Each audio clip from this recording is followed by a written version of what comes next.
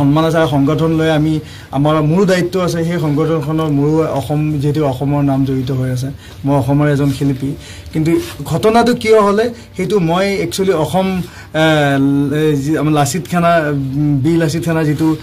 যিসকল দায়িত্বত আছে উচ্চ বিষয়াসকল যিসকল আছে আমাৰ তেওঁলোকক কম যে এনেকুৱা ঘটনা যাতে আৰু নেক্সট কোনো অনুষ্ঠানত নহয় আপোনালোকে অলপ চকু দিব আপোনালোকে অলপ নজৰ ৰাখিব আৰু মই বিশেষকৈ শৃংখল চলিহা ডাঙৰীয়া আপোনাকো কৈছোঁ মই আপোনাক ব্যক্তিগতভাৱে ভাল পাওঁ কাৰণ আপুনি এজন জাতীয় সত্তা জাতীয় সংগঠনৰ এজন লিডাৰ কিন্তু আপুনি অলপ চকু দিব লাগিব কাৰণ আৰু ৰঙিয়াখন এনেকুৱা এখন ঠাই ইমান মিলাপ্ৰীতি আৰু ইমান এটা মই বিভিন্ন অনুষ্ঠান ইয়াত ৰঙিয়াত কৰিছোঁ কিন্তু মই আগে পিছে কেতিয়াও এনেকুৱা ধৰণৰ কেতিয়াও হোৱা নাই মোৰ লগত স্থিতিও হোৱা নাই য'ত আহি অনুষ্ঠান কৰিব লগা নহ'ল তাৰমানে কেতিয়াবা হয়তো কিবা বিজুতি ঘটিছে সেইটো বেলেগ কথা কিন্তু আজিতো ইয়াত তেনেকুৱা কোনো ধৰণৰ পৰিস্থিতি হোৱা নাই তত্ত্বটো প্ৰগ্ৰেম কিয় নহ'ল বুজি নাপালোঁ আমাৰ যিজন এগ্ৰিমেণ্ট তেওঁক আমি সুধিলোঁ তেওঁক আমাৰ অচি ছাৰে মাতি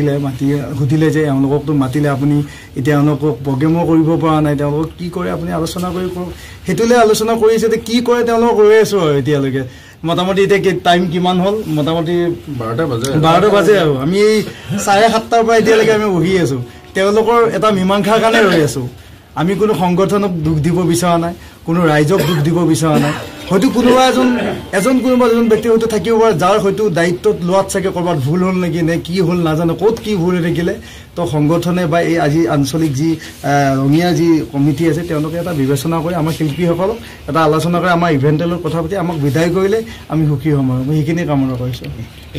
কিমান টকাত আজি যিখন আমাৰ ৰঙিয়াত মানে ফাংচন হৈ গ'ল ফাংচনত মানে আমি শৃংখলাক মানে আজি এদিন আগতে আমাৰ ইয়াতে ষ্টেচনতে আছিলোঁ ঠিক আছে থকাৰ পিছত তেখেতক আমি আজি যেতিয়া আমি বাইক ৰেলী কৰিলোঁ আমাৰ ট্ৰাফিক ইনচাৰ্জ কলিতা ছাৰজনে মানে 2টাত আমি ৰেলী ওলাইছিলোঁ ঠিক 3:30 4:30 মানে 2 ঘণ্টামান আমি বাইক ৰেলী কৰিলোঁ নহয় 3টা বজাত ওলাইছিলোঁ টু বি অনেষ্ট 3টা বজাত 1.5 ঘণ্টা লাগিছে বাইক ৰেলী কৰাৰ পিছত 4:30 বজাত আমি মানে আহি পাইছিলোঁ আমাৰ সংগমৰ বাকৰি তাৰ আধা ঘণ্টাৰ ভিতৰত ৰঙিয়া ৰাইজৰ কোনো আমি সঁহাৰি দেখা নাই ৰঙিয়া ৰাইজ মানে অহা নাই অকল আমাৰ দলীয় কৰ্মকৰ্তাখিনিৰ বাহিৰে আৰু আমাৰ উদযাপন সমিতিৰ যিহেতু মই উদযাপন সমিতিত নাই মই ডিষ্ট্ৰিক্ট সমিতিত আছোঁ কামৰূপ গ্ৰাম্য ডিষ্ট্ৰিক্টৰ মুখ্য সচিবৰ দায়িত্বত আছোঁ আৰু ৰঙিয়াৰ উদযাপন সমিতি তেখেতসকলক দায়িত্ব দিছিলোঁ যে তেখেতে সুকলমে পালন কৰে আৰু মই আহি দেখিলোঁ যে তাত কোনো ধৰণৰ ৰাইজৰ মানে সহযোগ নাই আমাৰ কৰ্মকৰ্তাখিনিৰ বাহিৰে তাৰপিছত মই লগৰ যোনে মানে ছিংগাৰৰ দায়িত্ব লৈছিলে ফোন কৰিলোঁ ফোন কৰাৰ পিছত মানে ক'লোঁ যে ৰঙিয়া ৰাইজৰ কোনো সহযোগিতা নাই অকল দলীয় কৰ্মকৰ্তা 40 জন বাহিৰে ফিল্ডত আৰু কোনো নাই 40 জন মানুহক লৈ এটা ফাংচন বা পাৰফৰ্ম কৰা কোনো একো নহয় আৰু আমাৰ মানে এখন আমাৰ লিষ্ট বনাইছিলে ৰঙিয়া উদযাপন সমিতিয়ে লিষ্টত মানে কেনেকুৱা ধৰণৰ নাম আছিলে মানে বহুতো ধৰণৰ বিশিষ্ট ব্যৱসায়ী কিবা কিবি তাৰ গোটেইখিনি মানে আমাক পঠাই দিছিলে মানে ৰঙিয়া উদযাপন সমিতিক পঠাই দিছিলে যে অনুষ্ঠানত আহি পে'মেণ্ট কৰিব কোনো কাৰো সঁহাৰি আমি দেখা নাপালোঁ সেই অনুষ্ঠানত সেই গতিকে মই অলপ নেগলিজেশ্যন কৰা যিহেতু কোনো এটা গান পাৰফৰ্ম নকৰাকৈ এইটো মানে অনিবাৰ্য কথা 1,30,000 লৈ যোৱাটো এটা গান ইভেন এটা গান পাৰফৰ্ম কৰা নাই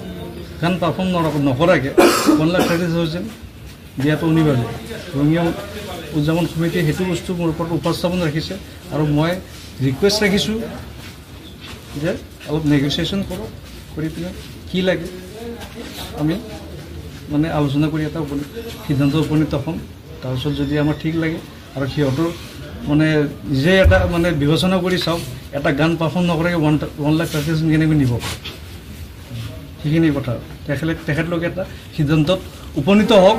ৰাইজৰ সঁহাৰি মানে কেনেকুৱা ধৰণৰ আমাৰ মেইন কথা আজিকালি কিবা এটা অনুষ্ঠান কৰাৰ আগত মানে কি মানে ইনফ্লুৱেঞ্চ কৰিব লাগে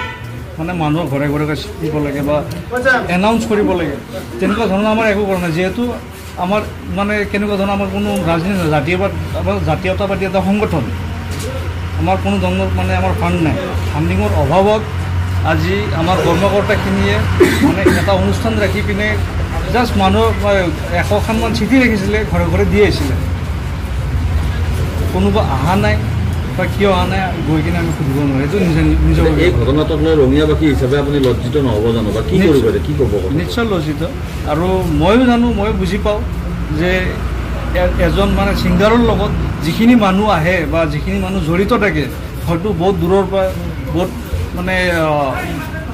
যেনেকৈ বস্তু বাহিনী লৈ আহে, কিছুমানে মানে হেৰিৰ পৰা কিছুমানে হেৰিৰ পৰা, চ' সেইখিনি মই বুজি পাওঁ। সেই গতিকে কৈছোঁ, যিখিনি সিহঁতৰ মানে যাৱতীয় খৰচ বা যিখিনি ক্ষতি হৈছে আজিৰ দিনটোত, মানে এজন মানুহ হাজিৰা কৰিলে যিখিনি পইচা পায় বা নকৰিলে বহি পিনে যিখিনি পইচা পায়, তেনেকুৱা ধৰণৰ কিবা এটা উপস্থাপন ৰাখক। নিশ্চয় মই আমাৰ দলীয় সভাপতি মই ৰিকুৱেষ্ট কৰিম যে ইহঁতৰ এখেতসকলৰ উপস্থাপনৰ ওপৰত এটা সিদ্ধান্ত উপনীত কৰি ইহঁতৰ যিখিনি ক্ষতিপূৰণ দিব পাৰে। দিছিল 1,30,000 টকা, আমাক এডভান্স দিছিল 10,000 টকা আৰু 1,20,000 টকা আমাৰ অনুষ্ঠানৰ আৰম্ভ হোৱাৰ আগত দিয়াৰ কথা আছিল। বাৰু অনুষ্ঠানটো আমি ৰখি অনুষ্ঠানটো কৰিব নাপালোঁ। তাৰপিছত তেখেতসকলৰ কমিটিৰ এজনে মানুহ আছে যোনজনে মানে এগ্ৰিমেণ্টত চাইন কৰিছিল,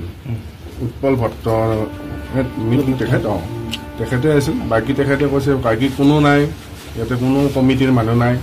কমিটিৰ মানুহ দেখাও নাই মই। বাছ সেইখিনিয়ে ৰখি আমি 10:30, 11 বজাত আমি থানালৈকে আহিলোঁ। অনুষ্ঠানটো নহ'ল। ৰঙিয়াত এনেধৰণৰ ঘটনা কেতিয়াও ঘটা নাই। আপুনি এগৰাকী সাংস্কৃতিক কৰ্মী হিচাপে পৰিৱেশটোক লৈ কি ক'ব? ইয়াতো দেখিছে কিছু সময়